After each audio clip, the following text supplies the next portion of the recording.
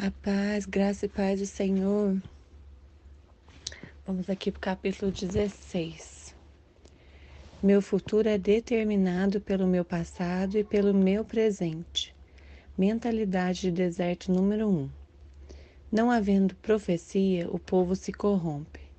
Provérbios 29:18. Os israelitas não tinham uma visão positiva para a vida deles. Nenhum sonho. Eles sabiam de onde tinham vindo, mas não sabiam para onde estavam indo. Tudo era baseado no que eles haviam visto e podiam ver. Eles não sabiam ver com o olho da fé. Ungido para trazer libertação. O Espírito do Senhor está sobre mim, pelo que me ungiu para evangelizar os pobres. Enviou-me para curar os de coração quebrantados, proclamar a libertação aos cativos e restauração da vista aos cegos, para pôr em liberdade os oprimidos e apregoar o ano aceitável do Senhor. Lucas 4:18-19. Venho de um passado de abusos. Cresci em um lar disfuncional. Minha infância foi cheia de medo e tormento. Os especialistas dizem que a personalidade de uma criança é formada nos 5 primeiros anos de sua vida. Minha personalidade era uma desordem. Vivia em simulação atrás de paredes de proteção que eu tinha construído para impedir que as pessoas me ferissem. Eu estava trancando os outros do lado de fora, mas estava também me trancando por dentro. Eu era uma controladora, tão cheia de medo que a única maneira que podia enfrentar a vida era sentir que estava no controle, e então ninguém podia me ferir.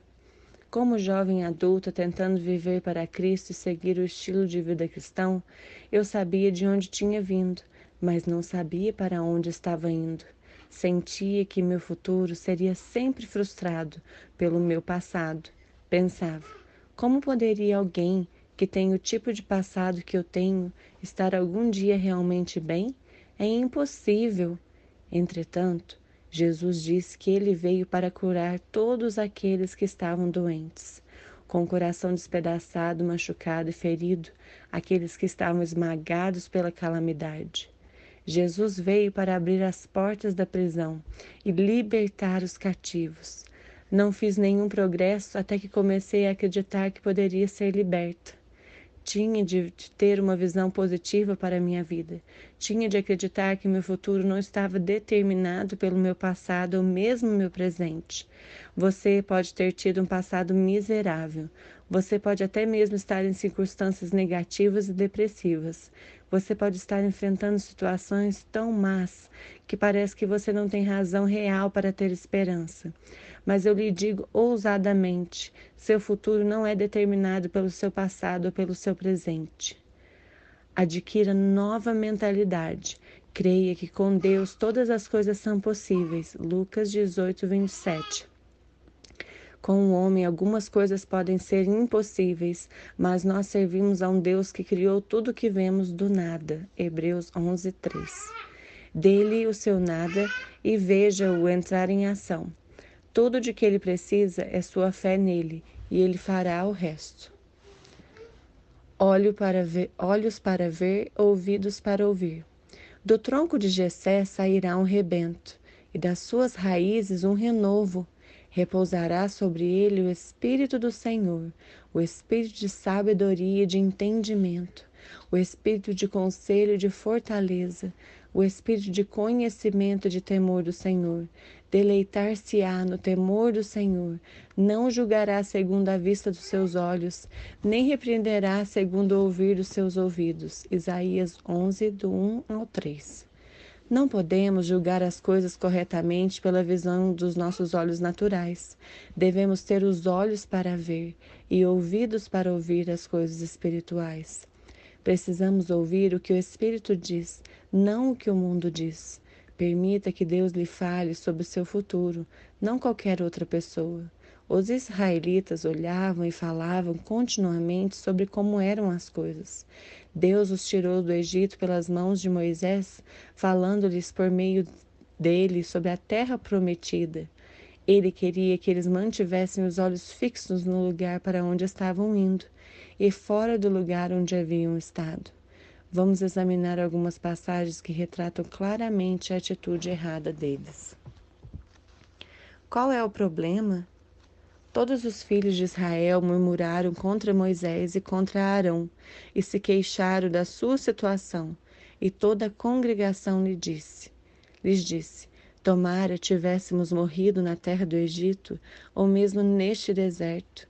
E porque nos traz o Senhor a esta terra, para cairmos à espada e para que nossas mulheres e nossas crianças sejam por presa, não nos seria melhor voltarmos para o Egito?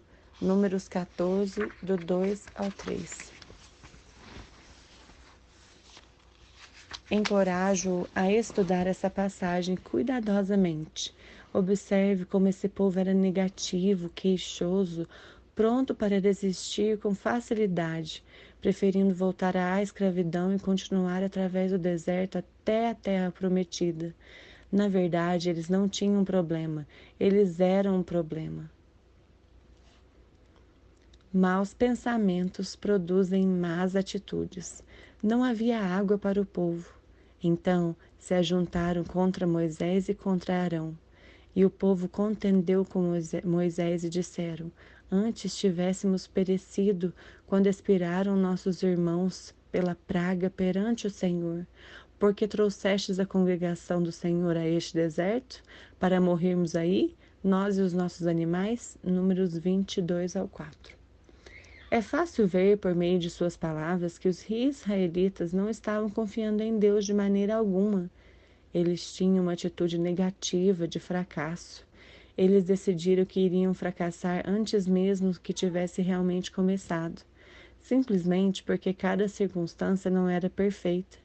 Eles exibiram uma atitude que veio de uma mentalidade errada. Más atitudes são frutos de maus pensamentos. Falta de atitude e de gratidão. Então partiram do Monte Hor, pelo caminho do Mar Vermelho, a rodear a terra de Edom. Porém o povo se tornou impaciente, deprimido, muito desencorajado no caminho.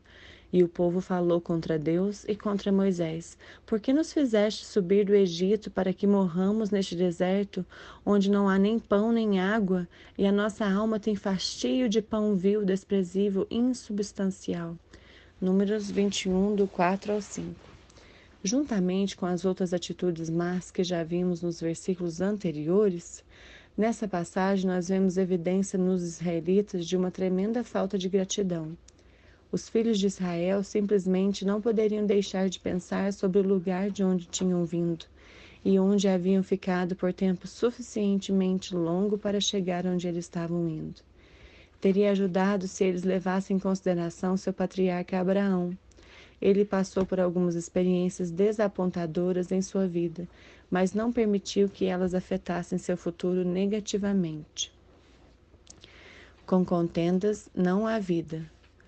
Houve contenda entre os pastores do gado de Abrão e os pastores do gado de Ló. Nesse tempo, os cananeus e ferezeus habitavam esta terra, tornando mais difícil se obter forragem. Disse Abraão a Ló: Não haja contenda entre mim e ti, entre os meus pastores e os teus pastores, porque somos parentes chegados. Acaso não está diante de ti toda a terra? Peço-te que apartes de mim. Se fores para a esquerda, irei para a direita. Se fores para a direita, irei para a esquerda. Levantou Ló os olhos e viu uma campina do Jordão, que era toda bem regada, antes de haver o Senhor destruído Sodoma e Gomorra, como o jardim do Senhor, como a terra do Egito, como quem vai para Zoar. Então Ló escolheu para si toda a campina do Jordão, e ele partiu para o oriente. Separaram-se um do outro. Gênesis 13, do 7 ao 11. Abraão conhecia os perigos de viver em luta, portanto ele disse a Ló que eles precisavam se separar, para andar em amor e assegurar-se de que não haveria luta entre eles no futuro. Abraão permitiu que seu sobrinho escolhesse o vale que ele queria primeiro. Ló escolheu o melhor vale, o Vale do Jordão, e eles se separaram. Devemos nos lembrar que Ló nada tinha até que Abraão o abençoasse. Pense na atitude de Abraão, pense na atitude que Abraão poderia ter tido, mas escolheu não ter. Ele sabia que se agisse adequadamente, Deus tomaria conta dele.